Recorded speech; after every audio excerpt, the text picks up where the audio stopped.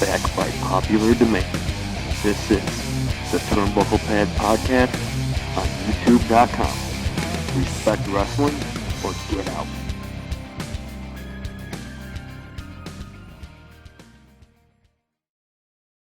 Ladies and gentlemen, boys and girls, and listeners on YouTube around the world, thank you for coming back to the Turnbucklepad podcast. We're back here today with another guest from Warzone Wrestling. If you're a wrestling fan out of the state of North Carolina or out of Tampa Bay, Florida, you may have heard the name of Diego Vasquez. Well, that's exactly who our honored guest is here today. Diego, thanks for stopping by the show, my friend. How are you? I'm good, sir. How about yourself? I'm still honored to be on your show. Thank you very much. I'm good. I'm probably jealous of you because I think you got the better weather right now. Oh, no, I don't know about all that, but thank you. So, you're a vet. You've been in the business for about 12 years now. What do you like about it now more than you did when you first came in? Well, of course, there's a lot more opportunity and for wrestlers and for local, and for those that want to try and get into business. There's a lot more opportunity. Obviously, compared to how it was back then, wrestling was not as booming as it was back during that time, but it still has still respectful, still has a high following. There's more mentorship when it comes to those that are growing up in the business starting out. So. Totally understandable. Do you have like a preference? Because I know, in this business you gotta get your name out and you go where you can. Do you like working more with like southern states, like the territory, traditional states, or do you like going to like major cities and working there more? Well, obviously it all depends. I mean, wherever there's a big following, wrestling is where I like to be. Because you never know who's going to show up, what's going to happen. Honestly, I could go either way. I've wrestled in major cities such as, like I said, Tampa and such, and Fayetteville, or obviously, the smaller areas as well. Where there's not a big population of people still do come out to enjoy good pro wrestling. Right. So. One of the things we talk about, what makes this business so great is it's that amazing connection and influence that the story you're telling can have on a fan that's sitting right there in the front row, or the experience they get even after the show. This business is so unique because of how cool that is and how far it can go. Oh, definitely. I completely agree. When you're up in that ring, you're obviously you put your fans on, or in this case your sights on like others, but it takes a special breed to actually be up in that ring. But first and foremost, you've got to have that proper training. Because anybody can just try to climb up there and do this, do that, but the proper training, you're going to be hurting first and foremost yourself, and more importantly, others.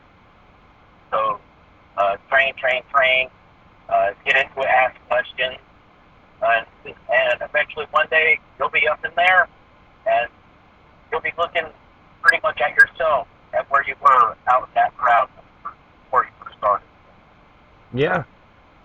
And fans, if you look at any of the wrestling history and any of your favorite superstars that you see on TV, almost all of them, their story always starts with, we were at a wrestling show.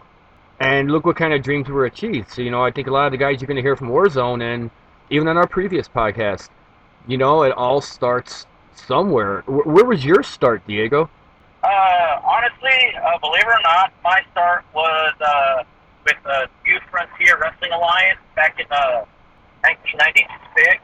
That was headed up by Matt and Jeff Hardy. So, and they taught me the ins and outs, and I was with them into the formation of Omega Wrestling. And up until, and of course, Omega kind of faded out when Matt and Jeff were signed by WWE. And but since then it's made a sort of a resurgence. So, but between that and then obviously, but after that, for personal reasons, I had to leave the business. But then I moved down to Florida, got back into it, then moved back up here for a few years, moved back up here to North Carolina, been here ever since. doing it for a while now. So That's pretty cool. It's in it. I Thank you. I appreciate it. I have heard the Hardys do take a lot of personal interest in local companies within North Carolina or states like that. I heard they do like to come and watch the shows and be a part of it. Actually, they do. They, obviously they have their own promotion on Mega Pro Wrestling. They do scout. So it's not like something like, it's something out of the it's out of the ordinary because, you have all these other promotions that they just throw a show together just to say they had a show. Yeah. But, just like the commissioner of Wrestling Wrestling, Ricky Cruz, he does the same thing. He goes, he scouts, and if he feels that one is good enough to be on Wrestling Wrestling, he will definitely be speaking with them. So. Right. Keeping your eyes on the future. Oh, definitely, because you never know. The guy that you're working with or next to could be the next Lon, Stone Cold, Daniel Bryan. You never know. Yeah. And it's good to have that respect amongst everybody as well. Yeah, and I think you said it best earlier. It takes a special breed to really make it to such heights. Oh, most definitely. It really, really does. People come in, they think they can do it, and they see it on TV, and within maybe not even a month, they're gone. So it definitely, like I said, it takes a special breed to go on, get in there, and go after what you want. So this is very true. Yeah, I understand that you outside of wrestling, you also have served in the U.S. service. Yes, sir. I did 11 and a half years, and due to some personal issues, i.e., being a single father, I had to leave that service. I had to leave the service. So. Hey, it's understandable. I mean, your family comes first. And on behalf of everybody on the Turnbucklepad and fans around the world that listen, let me just say personally, thank you for what you've done for this country. I greatly appreciate your support in that. And that's a lot of things that people need to realize is that even though we as the armed forces, people thank us for it.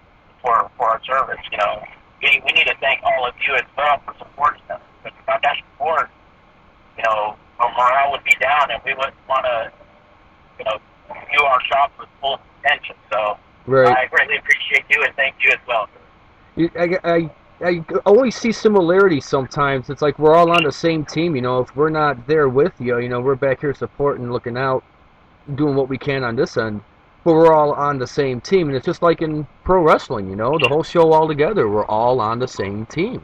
Absolutely. I mean, if because obviously pro wrestling is a very physical sport. Some people can hear rumors of this, that, and this, but it is very real.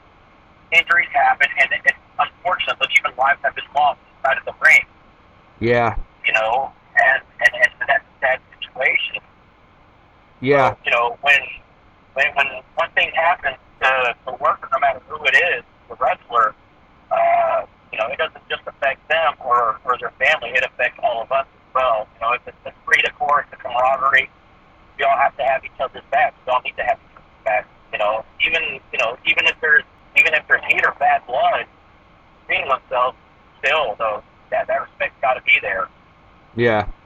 Yeah, because that helps out a great deal. I think respect being the key word. It seems like in pro wrestling, the respect has gone up, but it's also gone down too, and it can't seem to find a happy medium to stay at. Do you think that's partially why the business is in the state that it's in? I'm going to say, in a way, yes. There's more people that watch out for their fellow wrestlers than those that are selfish and just want to look out for themselves. Because it's like what we discussed earlier. We've got to work in tandem. We've got to work as a team. You do get those that just want to look out for themselves. And get in there, don't care. They want to, hurt their opponent. Like down in Florida, one of the serious things that happened to me was I got into a match, and the bigger guy, he was careless. He flung me right in the back of the neck, and before I knew during the match, I was suffering like a concussion pretty much. Ooh. And I barely remember, but I finished the match. The next morning, I woke up, I barely remember the match, barely remember getting home. Wow. So, those that are careless, it's really, really bad. Yeah. And one thing I loved about wrestling, there used to be like certain like a locker room law, so to say. If you ever broke certain lines, across certain lines, the company would handle it. It would be corrected.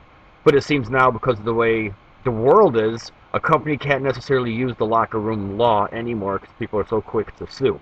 So how do you kind of deal with the careless guys, Well, the only thing you can do is just, you got to let them know, hey, look, you got to show that respect. Let them know, first and foremost, don't just jump down the guy's throat. You got to talk to them. Mm-hmm. Obviously something like this happens, the other party's going to want to go after them. Right. So, but when it comes to lawsuits, when you say lawsuits, you mean about what happens in the ring, or well, anybody, just in general. I mean, like in general in life, people will sue over anything nowadays. So I can see it happening, and I can see it happening in wrestling. Oh, absolutely. But the thing is just that if you're a wrestler, vice versa, you know what you're getting into. Right. That's going to be there, and you're taking that risk of getting hurt no matter what. Mm-hmm. The blame is not necessarily on the company that you are wrestling for. It's on oneself as well, and of course the opponent when it's dead. Right. It's on you, because you know what the physicality and what it's going to entail. At the same time, your opponent is, who you're working, you got to have your back as well. Yeah, team effort, like you said earlier. Exactly. I mean, the number one thing is safety. You don't want to hurt people. You don't want to get hurt. That's why it's worth standing. Yeah, that's very true. And to get back, something I'm curious about that's coming to mind, when you were enlisted into service, were you still an active pro wrestler during that time too, or were you just doing each one separately at that time? Because I can only imagine when you came back for another service, a lot of your brothers would joke with you or mess with you and get you to try and wrestle with them during downtime. Well, I never really expressed. I did wrestle while I was in service at times, but I never really told anybody in the service I was doing it for a personal reason. Okay. I mean, I'm going to go ahead and put it out there, because a lot of times those above you will use your personal life against you. They can say, and it's not everybody in the service, it's not at all, but you have those, like any other job, that, hey, they will use your personal life against you, and I wasn't willing to take that risk, so. That's very new to my ears. I've never heard that before. Yeah, I mean, they tell you, you can do this, you can't do that.